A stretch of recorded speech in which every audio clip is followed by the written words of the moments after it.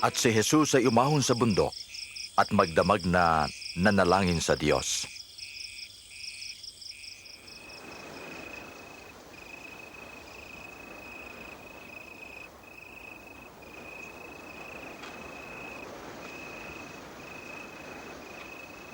Nang mag-umaga, pumili siya ng 12 alagad na tinawag niyang mga apostol.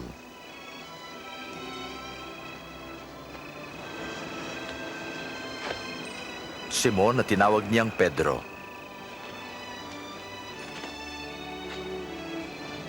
At Andres na kanyang kapatid. Santiago.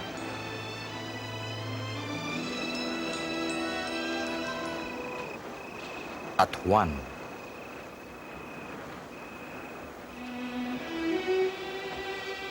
Felipe. Bartolome. Mateo.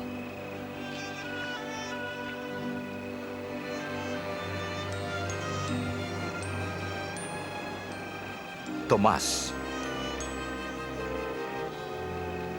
Santiago na anak ni Alfeo.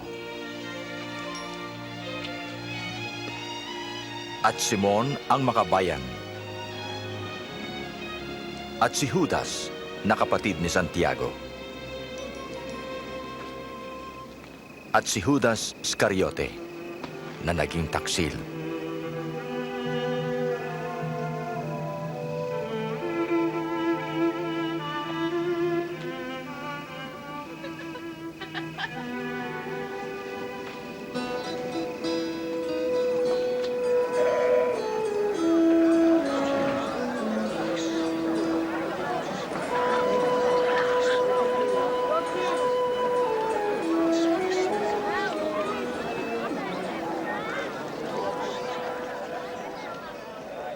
Mapapalad kayo mahihirap, pagkat sa inyo ang kaharian ng Diyos.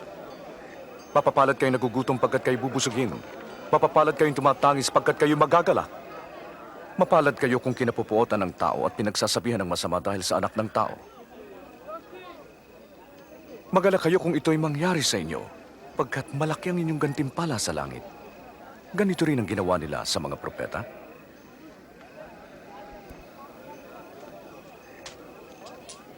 16, 17, 18, 19, 20. Iyan lang po. Ano ito na lamang? Kawawa kayong mayayaman, sapagkat maginhawa na kayo.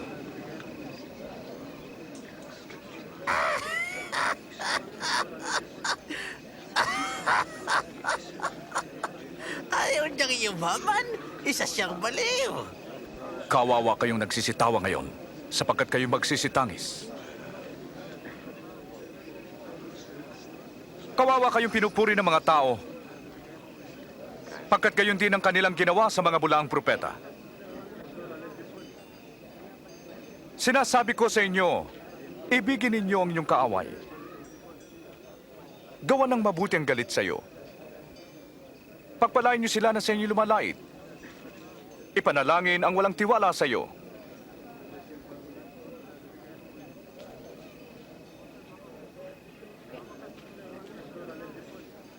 Pag sinampal ka sa isang pisngi, iharap pa rin ang kabila.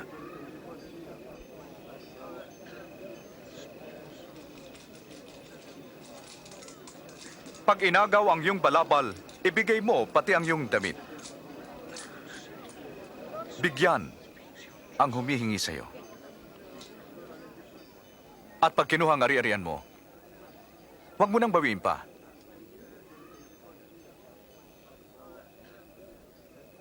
Gawin nyo ang ibig niyong gawin nila sa iyo.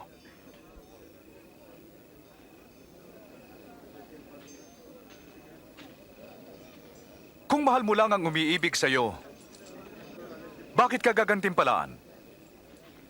Ito'y gawin ng mga makasalanan. Kung mabuti ka doon sa mabuti lang sa iyo, bakit ka pagpapalain? Ginagawa rin ito ng mga makasalanan? Hindi na siya nangiming hawakan. At kinausap pa.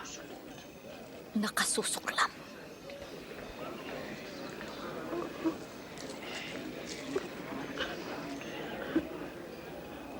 Hindi. Ibigin niyo ang inyong kaaway. Gawan niyo sila ng mabuti at ikaw ay magpahiram ng walang kapalit. Sa gayon malaki ang inyong gantimpala dahil tatawagin kayong mga anak ng Diyos. Sapagkat mabuti siya sa mga masasama. Mahabag kayo, gaya ng inyong amang nasa langit.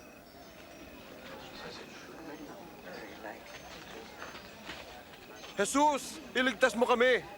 Huwag humatol ng di mahatulan, ni magparusa, upang di maparusahan. Magpatawad, at kayo'y patatawarin. Patnubayan niyo kami, Panginoon.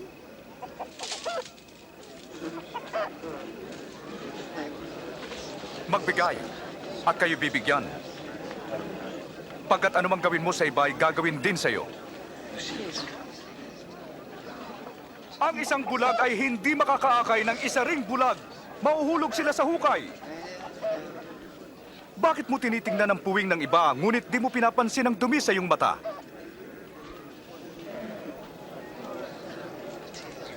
Guro, patnubayan mo kami. Kailangan ka namin, Panginoon.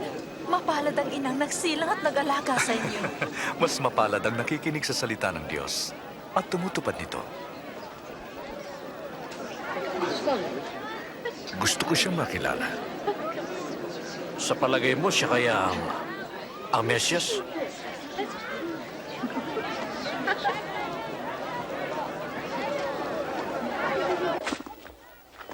Isang Pariseyo ang nag-anyaya kay Jesus na maghapunan sa bahay niya. Pumaroon si Jesus at dumulog sa mesa. Sige mga bata, umalis na kayo. Narinig nyo? Alis! Napakapilyo ng mga batang yan. Anong ginagawa niya rito? Hindi ko alam.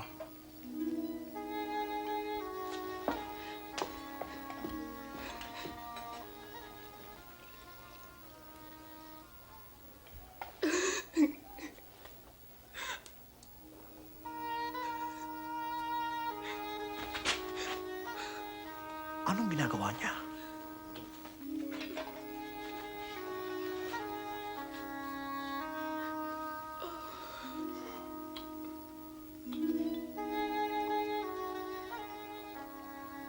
Kung propeta ang taong ito, ay dapat alam niya na makasalanan ng babaeng yan.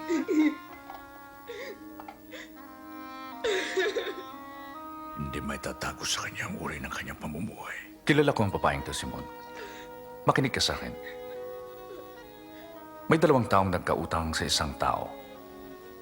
500 ang isa at ang isa ay 50. Nang di sila makabayad ng utang, sila'y kapwa pinatawad.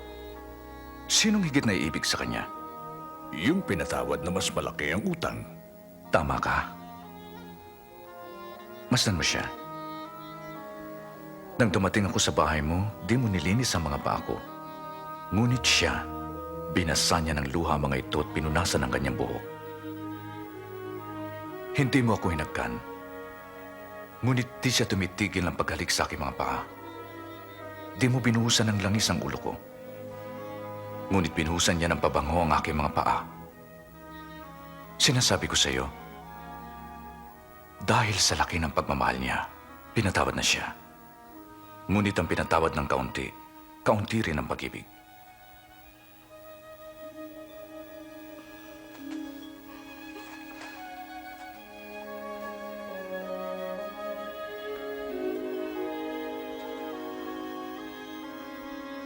Pinatawad ka na.